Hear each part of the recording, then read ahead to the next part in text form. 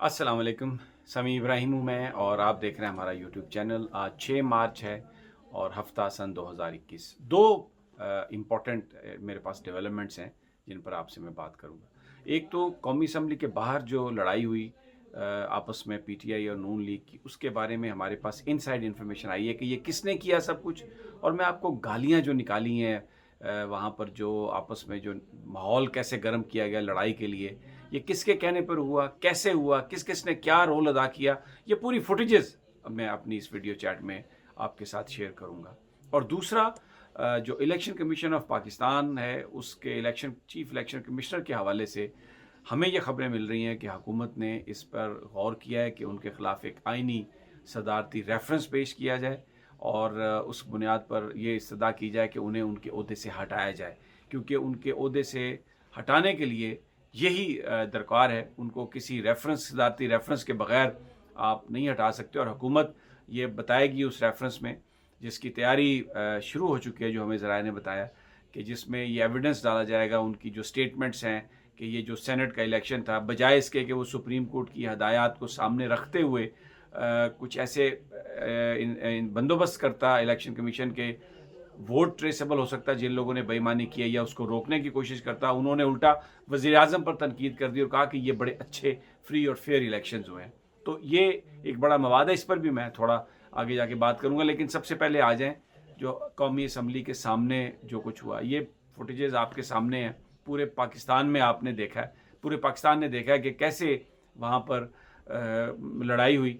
और उसमें जो मुसद्दर मलिक को आप देख सकते हैं, मुर्तज़ा अब्बासी साहब को देख सकते हैं, एहसन इकबाल को जूता पड़ा वो भी आप देख सकते हैं, शाहिद खाकान अब्बासी को भी उन्होंने भी थप्पड़ मारा, उनके साथ भी धक्कम पेल हुई। तो ये सब कुछ आप देख सकते हैं। ये कैसे हुआ मैं आपको बताता हूँ। ये शुरू हुआ मरीम नवाज साहबा से। इनका बड़ा रोल है मरीम नवाज का इसमें। एक और भी उन्होंने आज स्टेटमेंट दी है जो कि बड़ी, मैं समझता हूँ, ज़्यादती की है, जो राना सनाउल्लाह के साथ उन्होंने कहा कि राना सनाउल्लाह ही काफ़ी है इन तमाम तहरीक इंसाफ वालों के लिए। अब राना सनाउल्लाह खुदा न खास्ता कोई गुंडा है? क्या कहना चाह रही हैं मरीम नवाज साहबा? राना सनाउल्लाह एक हमारे भी वो अच्छे जानने वाले दोस्तों में से हैं। ये जो बात कही है आज मरीम नवाज ने, ये कितनी मुश्किलात उनके लिए पैदा कर सकती है राना सनाउल्लाह के लिए। क्योंकि पहले भी जो तारुल कादरी साहब की जमात है वो ये कहती है कि मॉडल टाउन लाहौर में जो किलिंग हुई वो वज़ीर दाखिला और वज़ीर कानून सूबाई जो थे राना सनाउल्लाह, उन्होंने करवाई। और अब ये कह रही हैं मरीम नवाज साहबा कि क्या किसी चीज़ का बदला लिया है राना सनाउल्लाह से, ये कह कर के जनाब एक राना सनाउल्लाह ही काफ़ी है। अपने तो उन्होंने नहीं कहा कि हमजा शहबाज काफ़ी है या मियाँ नवाज शरीफ काफ़ी है या मैं काफ़ी हूँ। राना सनाउल्लाह का नाम लेके तो क्या मैसेज देना चाहती हैं कि राना सनाउल्लाह कोई मतलब एक गुंडा आदमी है, खुदा न खास्ता कोई बदमाश आदमी? मैं तो ये नहीं कह रहा, लेकिन आपकी स्टेटमेंट का मतलब क्या है? एक तो ये क्योंकि ज़ाहिर है लिखी हुई स्टेटमेंट आती है तो पढ़ देती हैं, ये कोई इंटेलेक्चुअल थोड़ी हैं, ये सबको पता ही है कि वो कौन, वो जो है किसने उनको तोती बनाया हुआ और वो जो रटा हुआ लफ्ज़ है, अल्फाज हैं, वो बोलती हैं। और आज का जो वाक़या हुआ है कौमी असम्बली के सामने, ये भी हुआ है मरीम नवाज साहबा के कहने पर। सबसे पहले तो ये आप एक व्हाट्सएप पर मैसेज आया जिसमें पीटीआई के लोगों ने ये कहा कि चलो चलो डी चौक चलो। अब ये कोई बाकायदा पीटीआई की कॉल नहीं थी, वर्कर्स ने अपने लेवल पर ये सब कुछ किया था। ये आप देख सकते हैं, आपके सामने है ये जो इन्विटेशन है। उसके बाद फिर नून लीग वालों ने अपने अपने लोगों से कहा कि आप आ जाएं, और ये तय कर लिया कि हमने सुबह प्रेस कॉन्फ्रेंस करनी है। अब जब आज सुबह पीटीआई के लोग इकट्ठे होना शुरू हो गए तो इन्होंने आके एक प्रेस कॉन्फ्रेंस के लिए माहौल बनाया। प्रेस कॉन्फ्रेंस इन्होंने की, जो सारी गुफ्तगू थी वो गुफ्तगू मुकम्मल हो गई। उसके बाद जो पीडीएम के लोग हैं ये अंदर जा चुके थे, वहाँ से चले गए थे। पीटीआई के लोग तो मौजूद थे क्योंकि वो तो जश्न के लिए आए हुए थे। जब ये अंदर चले गए तो उसके बाद फिर मरीम नवाज साहबा का फ़ोन आता है मरीम औरंगज़ेब साहबा को, रिपोर्टेडली। और उन्होंने कोई थोड़ी सी बात होती है, उसके बाद वो कहती हैं कि मरीम औरंगज़ेब साहबा को कि आप सब लोग बाहर चले जाएं।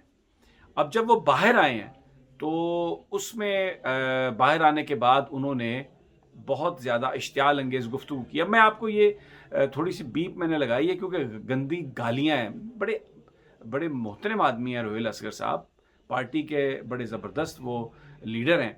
अब ज़रा आप उनकी जो ज़रा गुफ्तगू सुन लें, मैंने बीप लगाई है लेकिन आपको अंदाज़ा हो जाएगा कि गालियाँ उनकी कैसे हैं।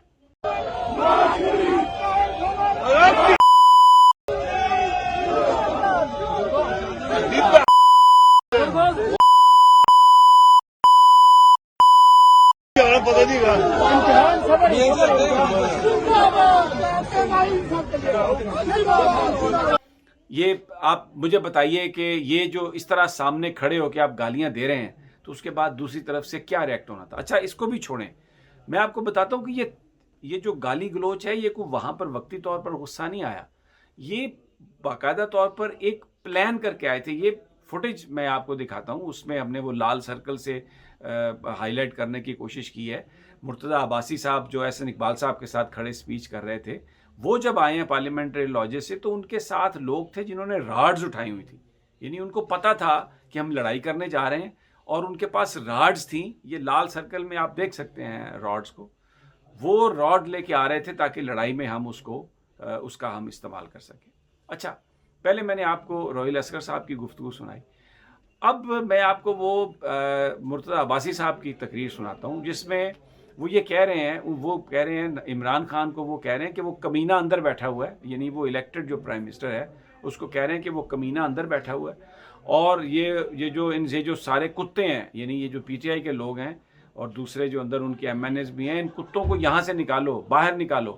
آپ یہ ان کی گفتگو ذرا خود سن لیں. مرتضی عباسی زندہ باد,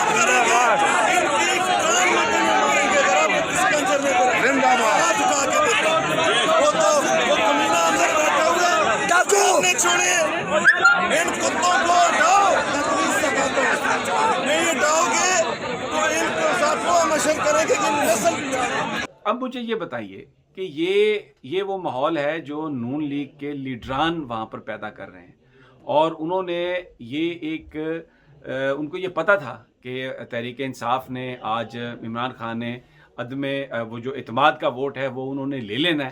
اور بیسیکلی جو پلاننگ کی خان نے وہ ہوا یہ کہ جو یوسف رضا گیلانی کی جو جیت تھی, اپوزیشن کا یہ خیال تھا کہ اگلے 5-7 دن ہم اس کو ہائپ لیں گے, ٹی وی پر ہوگا حکومت جا رہی ہے اور پھر ہم یہ کہیں گے ہم نو کانفیڈنس پیش کر رہے ہیں, تو پنجاب میں کر رہے ہیں, مرکز میں کر رہے ہیں, تو ایک ہائپ ایسی کریٹ ہوگی جس میں عمران خان صاحب مورلی یا نفسیاتی طور پر دب جائیں گے, نیچے آ جائیں گے. لیکن عمران خان نے بالکل ہی ایسا کام کیا جس کی توقع اپوزیشن کو نہیں تھی. انہوں نے اپنے دوستوں سے مشورہ کر کے تو یہ کہا کہ میں اعتماد کا ووٹ لوں گا. حالانکہ بہت سارے لوگوں نے انہیں کہا بھی کہ آپ کو اعتماد کا ووٹ لینے کی ضرورت نہیں ہے, لیکن عمران خان نے کہا کہ نہیں, میں اگر میرا نامینی اگر ہار گیا ہے تو پھر مجھے فریش ووٹ لینا ہے, اور اگر میں فریش ووٹ میں جیت گیا تو میں وزیر اعظم رہوں گا, اگر میں نہیں جیتا تو پھر جو قوم فیصلہ کرے مجھے اس کے لیے تیار رہنا چاہیے. تو جب انہوں نے یہ کانفیڈنس کا ووٹ لیا تو ظاہر ہے یہ خبریں آئیں کہ وہ تحریک اعتماد وہ لا رہے ہیں, تو نیچرلی ٹی وی اسکرین پہ یہ سب کچھ چلا گیا. اب اس کو کیسے خراب کیا جائے, تو یہ باقاعدہ طور پر نون لیگ کی ایک سازش تھی, اور مریم نواز صاحبہ نے خود اس کو آرکسٹریٹ کیا, اور یہ سارے لوگ آئے, یہ پریس کانفرنس کر کے جا چکے تھے, مریم نواز کے فون پر پھر واپس آئے, اور انہوں نے آ کر جو یہ اشتعال انگیز گفتگو کی, اس کا مقصد یہ تھا کہ وہاں پر لڑائی جھگڑا ہو, وہاں پر ایک دوسرے پر یہ تو جو مجھے کچھ لوگوں نے بتایا کہ یہ تو اللہ کا شکر ہے کہ کوئی اور بہت بڑا کوئی انٹوورڈ انسیڈنٹ نہیں ہوا. یعنی جس انداز میں یہ گالیاں نکالی گئی ہیں, جس طریقے سے یہ سارا معاملہ ہوا ہے, اس میں تو لوگوں کے جذبات, ورکرز کے ایسے جذبات آتے ہیں کہ اس سے کچھ بھی ہو سکتا تھا. تو ان لوگوں نے یہ وہاں پر جو پی ٹی آئی کے مقامی قیادت تھی وہ اپنے لوگوں کو لے کے وہاں سے پھر پیچھے ہٹی. مسلم لیگ نون کے جو لوگ تھے, اب آپ دیکھیں یہ فوٹیجز آپ نے دیکھی ہیں جس میں آپ کو جو مصدق ملک صاحب ہیں وہ کس طرح پیچھے ٹانگیں لاتے مارتے ہوئے نظر آ رہے ہیں. پھر شاید جو خاقان عباسی ہیں وہ کیا کہہ رہے ہیں, یہ سب نے سنا ٹی وی پر. انہوں نے کہا کہ میں پہاڑوں سے رہنے والا ہوں اور میں 62 سال میری عمر ہے, اور میں آپ کو مزہ دکھاتا ہوں اور چکھاتا ہوں. اب پاکستان کا قانون اور آئین اس بات کی اجازت کسی کو بھی نہیں دیتا کہ آپ اگر ایون آپ کے اوپر مطلب کہ آپ خود کسی کو پکڑیں اور ماریں, یہ پولیس کا کام ہے. تو وزیر اعظم تو اس قانون کو جانتا ہے, اور آپ سابق وزیر اعظم ہیں, آپ ٹی وی پر کہہ رہے ہیں کہ آپ تڑیاں دے رہے ہیں کہ میں ماروں گا اور میں پہاڑوں سے رہنے والا ہوں اور میں چھوڑوں گا نہیں. یہ غلط ہے, یہ غلط بات ہے, اور ہم نے اس کی کنڈمنیشن کی کہ کوئی وائلنس نہیں ہونا چاہیے. لیکن یہ جو کیا گیا یہ پلان کر کے کیا گیا تحریک انصاف کو بدنام کرنے کے لیے. عمران خان صاحب نے جو ان کی عدم اعتماد کی جو تحریک جو انہوں نے لے کے آنی تھی, اس کو وقت سے پہلے اعتماد کی تحریک لا کے اس سارے پلان کو فرسٹریٹ کر دیا. اب یہ جو فرسٹریشن ہے اس کی وجہ سے یہ سب کچھ انہوں نے کیا، اور اس میں مریم نواز صاحبہ رپورٹڈلی جو مجھے بتایا گیا مین وہ اس کو ساری سچویشن کو کنٹرول کر رہی تھی۔ اب صدارتی الیکشن کی جو ریفرنس کی جو بات ہے اس میں آپ پریس ریلیز میں جسٹیفائی کیا سارے الیکشن کو، سارے ماحول کو، اور وزیر اعظم پر تنقید کی، حالانکہ سپریم کورٹ آف پاکستان کے یہ ڈیسیژن میں تھا کہ election commission is required to take steps to stop corrupt practices. اب حکومت اس پر غور کر رہی ہے، بلکہ فیصلہ کر چکی ہے کہ وہ صدارتی ریفرنس جو چیف الیکشن کمشنر کی نااہلی کے لیے وہ پیش کیا جائے گا، اور اس کے لیے تیاری شروع ہو چکی ہے۔ تھوڑی دیر پہلے میری انور منصور صاحب جو سابق اٹارنی جنرل پاکستان ہیں، ان کی بھی یہی رائے تھی، انہوں نے بھی یہی کہا کہ جناب یہ ریفرنس ہو سکتا ہے، حکومت کو فائل کرنا چاہیے، کیونکہ اس میں جب مریم نواز یہ کہہ رہی ہیں کہ جی ہماری ٹکٹ بکی ہے، اور علی حیدر گیلانی کی ویڈیوز موجود ہیں جہاں پیسے کی بات ہو رہی ہے، اور پی ٹی آئی کے ایم این ایز نے آج وزیر اعظم سے بھی ملاقات کی، فہیم صاحب اور جمیل صاحب نے، جس میں انہوں نے ساری کہانی بتائی کہ اس طریقے سے ہمیں لالچ دیا گیا۔ تو اس کے بعد الیکشن کمیشن کا یہ کہنا کہ جی یہ تو جمہوریت کا حسن ہے اور بڑے فری اینڈ فیئر الیکشن ہوئے ہیں اور ہم پر تنقید ناجائز ہے، تو وہ بیسیکلی الیکشن کمیشن جو ہے وہ فیل ہو گیا اپنی رسپانسبلٹی، اپنی ڈیوٹیز کو ادا کرنے میں۔ تو اب حکومت بالکل اس پہ تہیہ کر چکی ہے، فیصلہ کر چکی ہے، اور چیف الیکشن کمشنر کے خلاف جو صدارتی ریفرنس ہے وہ اس کی تیاری شروع ہو چکی ہے۔ اگلے چند دنوں میں آپ دیکھیں گے اس حوالے سے ایک ڈیسائسو جو سٹیپ ہے وہ لیا جائے گا۔ بہرحال یہ سارا معاملہ تھا۔ میں انشاءاللہ تعالی جیسے جیسے ہمارے پاس کوئی نئی انفارمیشن آئے گی میں آپ کے ساتھ شیئر کروں گا، لیکن میں آپ جانے سے پہلے پھر یہ ریکویسٹ کرتا ہوں آپ یہ ویڈیوز دوبارہ سنیں۔ میں نے بیپ لگایا لیکن آپ کو اندازہ ہو جائے گا کہ ماؤں بہنوں کی ننگی گالیاں دے رہے ہیں۔ تو اس کے بعد مجھے یہ بتائیے کہ کیسے ممکن ہے کہ جو ورکر ہے سامنے کھڑا ہوا وہ پرامن ہو جائے گا۔ تو اگلی ویڈیو تک اجازت دیجیے، اللہ نگہبان۔